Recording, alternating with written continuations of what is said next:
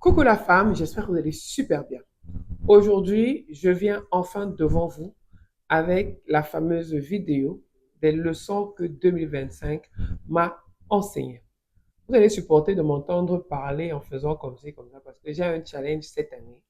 C'est d'apprendre à parler posément, à prononcer tous mes mots et à faire sujet, verbe, complément dans des structures normales de phrases.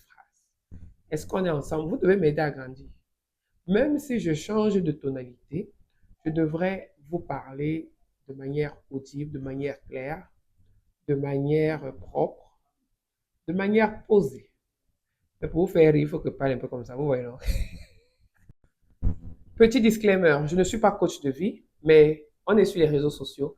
Chacun partage ce qu'il veut et on partage nos expériences, on partage nos leçons apprises, enseignées, appliquées, ce qui a marché, ce qui n'a pas marché pour certains. And it is what it is. Je ne me place pas en conseillère, mais comme j'ai eu l'habitude de partager avec vous mon fitness journey, un certain nombre de choses, je me permets de vous partager aujourd'hui les leçons que 2025 m'a enseignées. Sans plus tarder, let's go. La première leçon de 2025, c'est au commencement Dieu. Point. Je ne mets pas 3 points de suspension, mais au commencement Dieu. J'ai eu l'habitude de dire que je ne sais pas comment ceux qui ne croient pas en Dieu, ceux qui ne croient pas en Jésus-Christ, font pour vivre leur vie, cette vie ici sur Terre. En plus de ce côté du monde, je ne sais pas comment ils font. Je ne suis pas là pour vous juger si vous ne croyez pas en Dieu, si vous ne croyez pas en Jésus-Christ, vous ne croyez pas au Saint-Esprit. Mais moi, j'y crois. Donc, je le répète, ce sont les leçons que j'ai apprises de 2025. Ce n'est pas les leçons que vous devez apprendre à travers ma vie. Ce ne sont pas les leçons que vous avez apprises, que vous partagez avec moi. Je vous partage ce que moi, j'ai vécu. Donc, pendant toute l'année de mes années, je me demandais, mais comment ceux qui n'ont pas Dieu font? Comment ceux qui n'ont pas Jésus font? Parce que pour moi, c'est le Créateur. Et comme quand vous prenez un médicament, il y a une notice, entre guillemets, manuel d'utilisation, hein, la posologie et tout machin, les détails, les effets secondaires et tout. Pour moi, Dieu étant le créateur du ciel, de la terre, des êtres humains, de tout ce que la terre renferme, il n'y a que Dieu qui peut nous aider à naviguer dans cette vie sans nous causer de problèmes. Si on a des problèmes, c'est parce que c'est nous qui avons cherché. Ce n'est pas Dieu qui a cherché les problèmes. Si la vie est un jaja, c'est à cause de nous, ce n'est pas à cause de Dieu. Donc vraiment, ceux qui n'ont pas Dieu là, Nassalotte, as for me, 2025 m'a appris que si ce n'est pas Dieu là, je ne sais pas où tu seras. Et d'ailleurs, il y a de cela, en décembre, j'étais à un service, à un culte à la compassion. Et la dame qui prêchait a dit quelque chose, et c'est ça qui m'a marqué. Elle a dit que très souvent, elle a eu envie d'abandonner, mais c'est l'amour de Dieu qui l'a gardé. C'est l'amour de Dieu qui l'a porté. C'est l'amour de Dieu. C'est l'amour que Dieu a pour elle. Pas l'amour qu'elle a pour Dieu, mais c'est l'amour que Dieu a pour elle qui a fait qu'elle tienne. Can you believe that? Et c'est exactement ça. Parce que parfois, je suis restée comme ça, je dis, mince, what is this life all about? Et quand vous me voyez, c'est pas comme si je déprimais, c'est pas comme si j'avais des épisodes de je sais pas trop quoi, c'est pas comme s'il y avait des choses terribles qui me sont arrivées en 2025. Mais c'est juste que parfois je m'asseyais et je me disais, but those who don't have God, those who don't believe in God, how do they do it? I just can't. La deuxième leçon, c'est qu'il est important d'avoir une vision très claire de ce qu'on veut, de ce qu'on attend. Parce que très souvent, nous pensons à des choses. Lorsqu'on nous demande de les matérialiser par des mots, de les mettre par écrit, de les dire clairement, on a du mal à le faire. Donc, une vision très claire de ce qu'on veut dans tous les domaines de notre vie est super importante. Et comme j'aime bien le dire, ayez une vision claire et en couleur. Parce que très souvent, nos visions sont noires sur blanc. Et bien que certains programmes d'obsèques soient faits maintenant en couleur, tout le reste est en noir sur blanc. Donc, ayez une vision très claire. Je me souviendrai toujours de ce monsieur qui m'a dit un jour, tout ce que j'ai visualisé dans ma vie, j'ai obtenu. Et ça m'a marqué. Et j'ai dit, alors si un type comme ça dit qu'il a visualisé, il a vu clairement ce qu'il voulait, l'a obtenu, pourquoi pas moi? Comment l'a-t-il fait? Mais tout a commencé dans une vision. Tout a commencé par la visualisation. Tout a commencé par un objectif clair et précis. Quelque chose qui pouvait dire, je veux devenir président de l'ordre de temps Je veux obtenir le diplôme de. Je veux être reconnu comme étant le. C'était clean and clear. Clean and clear. Et comme il a dit, hein, c'est lui qui le dit, c'est pas moi. Tout ce qu'il a vu, tout ce qu'il a visualisé, qu'il voulait, il l'a obtenu. Avoir une vision claire aide énormément. Ça nous permet de gagner en temps. Ça nous permet de fixer des objectifs qui vont nous permettre de target exactement cette vision-là, l'objectif visé. Donc, ça nous permet d'éliminer les distractions. Ça nous permet d'éliminer ce qui ne nous arrange plus. Alors, avoir une vision claire et en couleur et précise de ce qu'on veut est super important. La troisième et la quatrième leçon, parce qu'elles vont de pair, est une vision claire, c'est bien, mais il faut un plan d'action. Et après le plan d'action, qu'est-ce qu'il faut? Il faut passer à l'action. Parce que beaucoup d'entre nous, on en a déjà parlé, vous avez sûrement vu ça sur les réseaux sociaux, beaucoup font des vision boards, font des plans d'action, et après, c'est des choses qui restent dans les tiroirs. What's the point? Pourquoi t'es-tu tracassé pour faire tout ce travail si c'est pour ne pas passer à l'action après? Et ça rejoint une autre pensée que j'ai eue comme quoi il y a beaucoup de choses qu'on s'imagine dans la tête. Il y a beaucoup de choses auxquelles on pense. Il y a beaucoup de choses qu'on dit vouloir, mais en réalité, on ne les veut pas. Si on les veut vraiment, on va les poursuivre. Et pour les poursuivre, il faut quoi? Une vision claire, un plan d'action et l'action. C'est pas parce qu'on a dit plan d'action qu'on est passé à l'action. C'est pas parce que quelqu'un dit que je veux perdre du poids qu'il va tout faire pour perdre du poids. C'est pas parce que quelqu'un dit qu'il va perdre du poids qu'il va ménager son programme de telle sorte qu'il inclut des activités qui vont l'accompagner dans sa perte de poids. C'est pas parce que quelqu'un a inclus dans son un emploi de temps sur papier ou mental qu'il va aller en salle, qu'il va forcément aller en salle. Il faut réellement poser les actes qui vont nous conduire à cette vision que nous avons. Parce que sans ces actions-là, bah, tout ce qu'on veut comme vision, ça reste des rêves, ça reste de l'utopie, ça reste des désirs, mais rien de concret. En établissant un plan d'action pour passer à l'action, bien évidemment, on va checker nos habitudes, checker notre intérêt dans notre objectif, notre vision et checker notre environnement.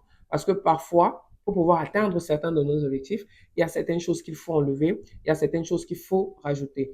Il faut changer les habitudes, certaines qu'on doit complètement éliminer, certaines qu'on doit corriger, notre environnement doit changer, nos fréquentations également doivent également très souvent changer et tout ceci en gardant les yeux focalisés sur l'objectif. Donc, comme je l'ai dit, vision claire, plan d'action, passer à l'action en faisant ce qui est nécessaire pour qu'on atteigne nos objectifs. La cinquième leçon qui ira sûrement avec la sixième leçon, c'est qu'il faut avoir le bon entourage. Le bon entourage va nous aider à fixer des objectifs, de bons objectifs. Le bon entourage va nous servir de support system. Le bon entourage va nous servir de guide et va nous servir également de accountability partner. Je ne sais pas comment on dit ça en français. Quelqu'un qui est entre guillemets responsable de toi. Donc, tu partages tes objectifs avec ton ami, avec un mentor, avec un professeur, avec un enseignant, avec quelqu'un que tu admires. Et la personne fait des check-ins réguliers avec toi pour se rassurer que tu as on the right track pour atteindre tes objectifs. Dans ce sens de la sixième leçon, en 2025, j'ai appris qu'il faut savoir demander de l'aide. L'orgueil et l'égoïsme dès le départ ont été la raison pour le downfall des hommes. Ok? Aujourd'hui, c'est encore très accentué avec des pensées du genre I am self-made. No, you're not self-made. Si tu es self-made, va créer ta planète, va créer ta voiture, va créer ton électricité, va créer ton eau, va créer tout ce dont tu auras besoin pour vivre. Où tu habites, qui a créé les papins, qui a créé la peinture. Tu n'es pas self-made. L'environnement t'a aidé. Les personnes qui étaient là avant toi t'ont aidé. Vous allez me dire, oh non, c'est pas dans ce sens que je dis. Non, mon cher. Si tu veux dire self-made, dis self-made à tous les niveaux. Ne dis pas self-made dans un sens et pas dans l'autre. Et tu ne peux pas dire self-made dans ton business. Et pourtant, il y a des gens qui étaient à côté de toi qui t'ont ouvert les portes. À un moment donné, il faut qu'on assume ce qu'on dit. Assumons ce qu'on dit. Que non, pas dans ce sens. C'est dans quel sens? C'est dans quel sens? True not true. Que ce soit large ou petit. True not true. Il est donc important d'avoir le bon entourage. Quand j'entends les gens, parce que ce bon entourage, ça te sert de garde-fou. Ça te sert de garde-fou. Quand j'entends les gens dire que, oh, ma copine m'a dit que j'ai pris du poids, tu voulais que qui te dise? Tu aurais préféré que ce soit un étranger qui te dise. Elle ne sait même pas ce qu'elle traverse. Comment tu dis que c'est ta copine, elle ne sait pas ce que tu traverses? Je parle encore, comme vous le savez, je ne parle pas des cas précis. Je parle des cas généraux. Si tu veux grossir, tu annonces à ton mec que j'ai envie de grossir, tu grossis tranquillement. Mais si on sait que tu ne veux pas grossir et que tu grossis dès que tu as grossi, tu n'as pas tu n'as pas te fâcher. J'ai vu une vidéo d'une dame l'autre jour qui disait que où elle est partie, où? Non, elle a pris une photo, elle l'a publiée sur les réseaux sociaux et c'est quelqu'un qui lui a dit en commentaire que tu es enceinte.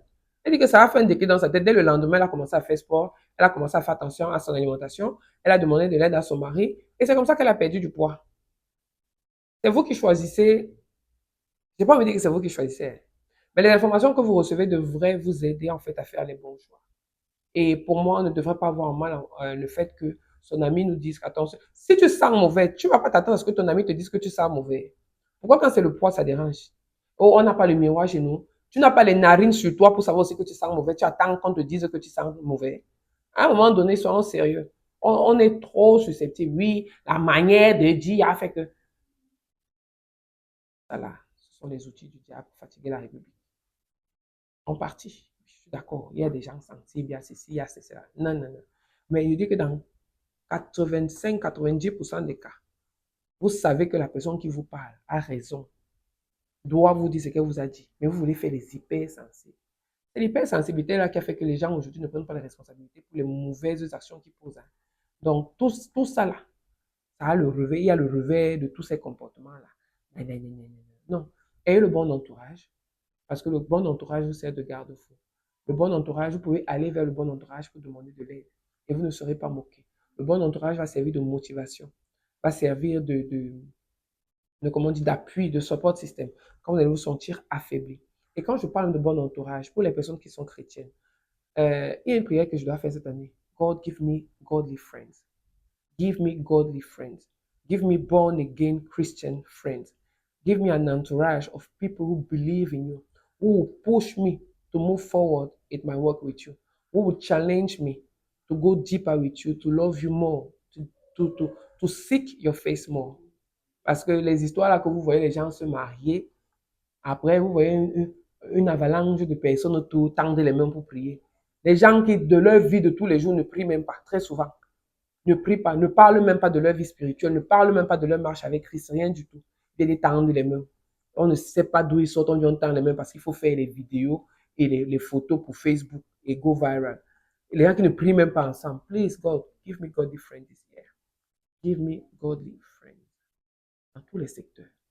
Je ne sais plus à quel numéro je me trouve. Donc, la prochaine leçon, c'est que la vie est une succession de saisons et de temps.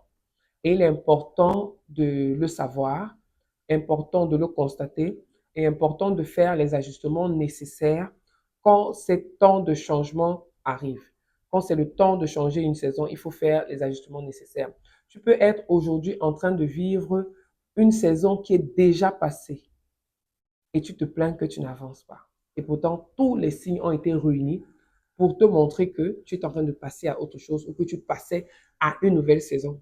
Mais tu ne l'as pas identifié. Pourquoi? Parce que tu étais distrait, parce que tu avais peur du changement, parce que tu avais peur du on-dit, parce que tu ne voulais pas faire les efforts pour entrer dans ta nouvelle saison.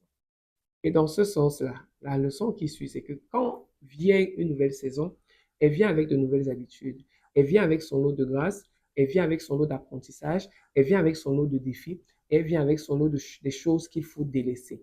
Si vous passez votre temps à accumuler les vêtements dans votre maison pendant, disons, 10, 15, 5, 10, 15, 20 ans, 25 ans, sans jamais libérer l'espace pour les nouveaux vêtements, vous allez vous retrouver avec une maison qui est remplie de vêtements, même si tout est plié dans des comptines et autres, mais vous aurez des souris qui vont se balader derrière vos comptines, derrière vos armoires et tout, ou des cafards, ou je ne sais pas trop quoi. Pourquoi? Parce que vous avez passé le temps à accumuler. Pourquoi vous allez accumuler des vêtements sur 5 ans, 10 ans, 15 ans, 20 ans, 25 ans? Why? Donc, je dis ceci pour dire quoi? Pour dire que à une nouvelle saison, dans une nouvelle saison, il y a des habitudes que vous devez délaisser derrière. Il y a même des relations que vous devez délaisser derrière. Et ça ne veut pas dire que vous avez un problème. Non. Ça veut dire tout simplement que en cette saison-ci, ce n'est pas cette relation qu'il vous faut. Cette relation ne vous est plus ou pas utile pour votre nouvelle saison. Donc, qu'est-ce qu'il faut faire? Il faut avancer gracefully. Pas de problème, pas d'animosité. Il ne faut pas chercher un prétexte. Il ne faut pas chercher une raison. Il ne faut pas chercher à accuser quelque chose ou quelqu'un. Our time is up, our time is up. Et cela va dans nos habitudes individuelles, dans nos relations, dans nos habitudes communes. Parce que si tu avais une certaine habitude avec une certaine personne dont tu dois te séparer dans ta nouvelle saison, bah, tu vas devoir abandonner cette habitude commune, n'est-ce pas? Très bien. Donc, comme je disais, la vie est une succession de saisons. Il y a des amitiés qui sont bonnes dans certaines saisons et moins bonnes dans d'autres saisons. Il y a des relations également. Il y a des engagements. Il y a des choses à faire qui doivent d'une saison à une autre disparaître. And it's perfectly okay. On est suffisamment grand pour l'accepter, pour le reconnaître. Ce n'est pas tout qu'on porte. Si on devait tout porter de notre naissance à notre mort, vous imaginez comment nos épaules là devaient être versées au sol. Si tu vivais dans la maison dans laquelle tu as grandi, bon, pas dans la maison dans laquelle, si aujourd'hui, les vêtements que tu as portés quand tu étais encore bébé sont dans ta maison, ça va t'encombrer. Why do you need them? You have outgrown them, so let them go. Let them go. La prochaine leçon, qui est une leçon très importante, c'est que vous voyez les trucs là qu'on dit que oh, ce qui est à toi va venir à toi. Hein, si Dieu a dit que c'est pour toi, ça va venir vers toi. C'est le mensonge. Vous compris, non? C'est le mensonge. Si tu écoutes ça, tu es dans l'undem. Ce que je vais te dire, c'est qu'il y a des choses pour lesquelles tu ne vas pas te battre, ça va venir. Mais il y a des choses pour lesquelles il faudra te battre. Et ça encore, ça va avec la leçon de la saison. Il y a des choses pour lesquelles tu vas devoir te battre. Devoir laisser des vieilles habitudes, c'est une manière de se battre, c'est une bataille. Devoir abandonner ces vieilles habitudes, d'abord on dit que les mauvaises habitudes ont la peau dure, c'est une bataille. Devoir laisser les relations qui ne nous servent plus. Quand on dit c'est oui, tu n'as pas intérêt. On a tous notre intérêt dans une relation ou l'autre. C'est soit la personne t'aime bien, la personne t'écoute, la personne est là pour toi, la personne fait ceci pour toi, la personne t'ouvre certaines portes, la personne te reconforte. On a tous un type d'intérêt. Les intérêts ne sont pas seulement financiers. Donc, comme je disais, ça va également avec la leçon sur les saisons qui passent. OK? Il y a des moments dans ta vie, il y a des choses qui sont à toi, elles viendront tout naturellement. Tu vas juste y penser et du jour au lendemain, ces choses seront présentées devant toi.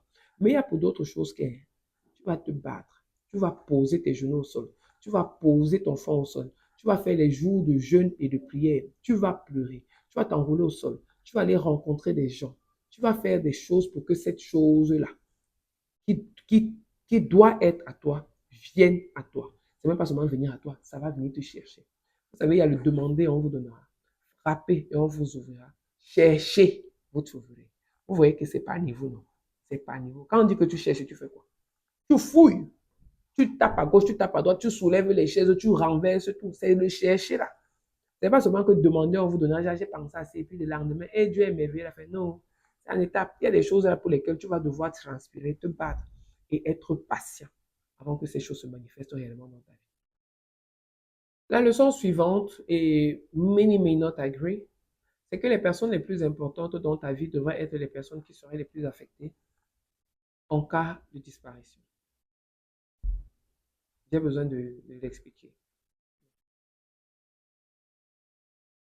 Et j'aime souvent le dire, hein, et peut-être c'est harsh, mais si tu considères tes amis plus que ta famille, il faut demander à tes amis de t'enterrer quand tu vas décéder, pour que tu ne sois pas un burden pour les autres. Je vais me demander, mais comment ça?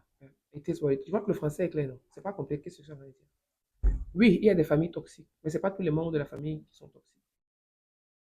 Si tu estimes qu'un membre de ta famille est toxique envers toi, il faut savoir qu'il y a un peu de toxicité en toi également.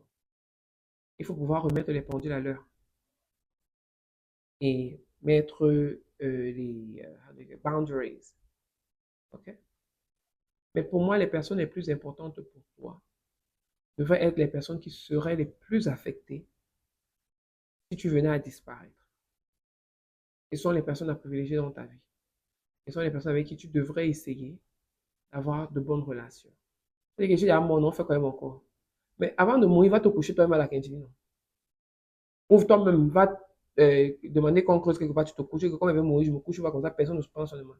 Parce que tu peux pas t'attendre à ce que les gens que tu maltraites, les gens que tu méprises, les gens à qui tu ne parles pas, les gens avec qui tu n'as pas de rapport, soient ceux-là qui vont t'enterrer. Si tu estimes que tes amis sont plus importants, oui, il y a des amis qui deviennent la famille. Oui, c'est simple, non? Demande un ami d'enterrer en cas de décès. C'est simple, non? Les amis qui deviennent la famille, faut leur laisser les instructions. Je pense qu'à un certain âge, chacun d'entre nous devait déjà penser à sa mort. Je le pense sincèrement. À partir d'un certain âge, chacun d'entre nous devrait penser à sa mort et se demander, si je meurs, qu'est-ce que j'aimerais laisser derrière? Quelles sont les instructions que je vais laisser derrière? Même si tu n'as rien dans le compte bancaire, les instructions, ce n'est pas le testament pour dire que tu as laissé le terrain, tu as laissé ci, tu as laissé ça. Non. Chacun d'entre nous devrait penser à sa mort et chacun d'entre nous devrait en parler à son entourage, surtout aux personnes qu'on considère qui sont nos amis, les personnes les plus proches, que ce soit les membres de nos familles, quand je dis plus proches, membres de famille ou amis. C'est pas plus simple. Aidons-nous les uns les autres, tout simplement. Donc, je dis, une autre leçon de 2025, c'est que les personnes qui devraient être les plus importantes pour nous sont ces personnes-là qui seraient affectées en cas de disparition. Si on venait à disparaître, quelles sont les personnes qui seraient premièrement affectées? Ok, ces personnes devraient être les plus importantes. Pourquoi elles ne sont pas les plus importantes? Parce que si, parce que ça, du moins, pourquoi nous ne sommes pas les plus proches? Parce que si, parce que ça, parce que nanana. Comment est-ce qu'on peut arranger? Comment le faire? Est-ce qu'on peut améliorer? Parce que parfois on se dit qu'arranger, donc on va passer d'un moins à un plus, plus, plus. Non. Entre moins 10 et 0, il y a moins 9, moins 8, moins 7 et ainsi de suite. Vous voyez, non? Ça peut le faire progressivement et tout. Donc, pour moi, je tiens encore sur mes leçons. Hein. Je n'ai pas dit que c'est pour quelqu'un.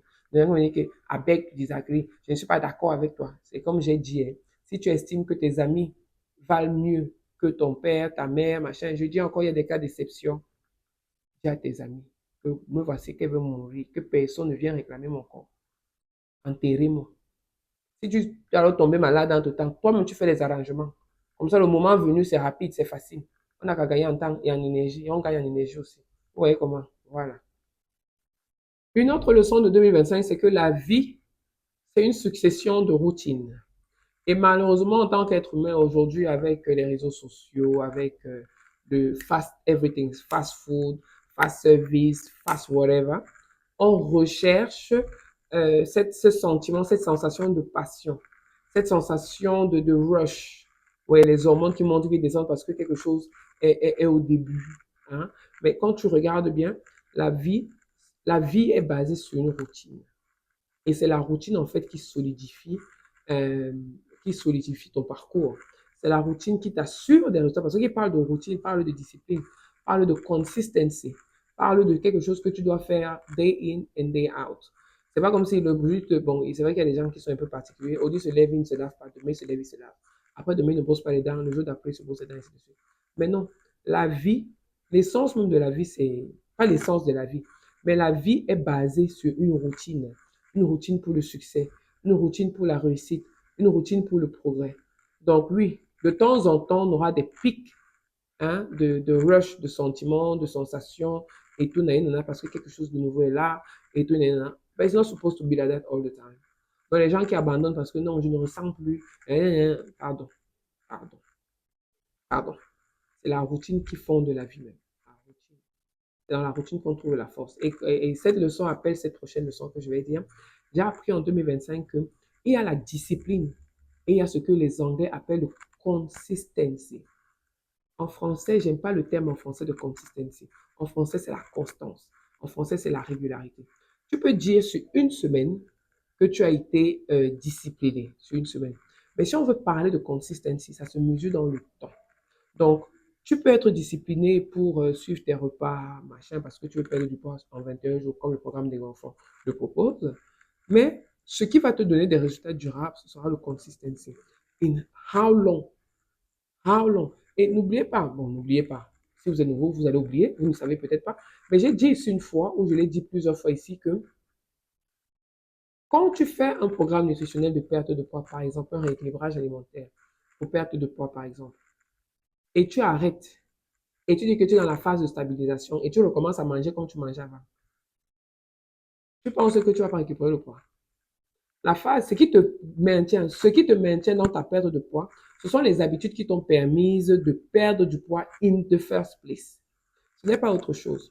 Donc, les gens qui vous disent que oui, c'est la phase 1, la phase 2, la phase 3, maintenant ici, là, tu stabilises. La stabilisation, là, non. C'est que tu vas faire ce que tu as fait pour perdre du poids. Donc, il y a, comme je le disais, une différence entre la discipline et la régularité. Et dans la régularité, il y a la routine. Dans la régularité, il y a ce que tu fais tous les jours. Dans la régularité, il y a ce que tu as programmé de faire. Ne vous y trompez pas. Ne vous y trompez pas. Je pense que la dernière leçon que je vais partager avec vous, ou l'avant-dernière leçon que je vais partager avec vous, c'est que la vie est fragile. La vie est très fragile pour l'être humain. Elle passe comme ça. Et s'il y a une certitude que nous tous, nous avons sur la terre, c'est qu'à un moment donné, nous partirons de cette terre. Nous partirons de la terre. Et j'aime le dire, et je l'ai encore bien vécu l'année dernière, la vie est très fragile pour l'être humain. Et elle est encore plus fragile et plus délicate pour une femme. Et encore pour une femme qui n'a pas les moyens de prendre soin d'elle-même. Je n'ai pas besoin d'épiloguer dessus. If you know, you know. Donc, ce que j'ai envie de vous dire, c'est que prenez soin de vous, investissez sur vous, soyez indépendante émotionnellement, financièrement, spirituellement. Ça va beaucoup vous aider. Ça va énormément vous aider. Les femmes là-haut, la vie est fragile, oui. Elle est encore plus fragile pour une femme. Elle est doublement plus fragile pour une femme qui n'a pas les moyens de sa politique. Prenez soin de vous, spirituellement, émotionnellement, physiquement, financièrement. Ça va beaucoup, beaucoup, beaucoup, beaucoup, beaucoup, beaucoup. It will go a long way. It will go a long way. Je n'ai pas envie d'épiloguer dessus parce que je peux prendre des exemples et des exemples et des exemples à non plus finir. C'est ça qui est important right now.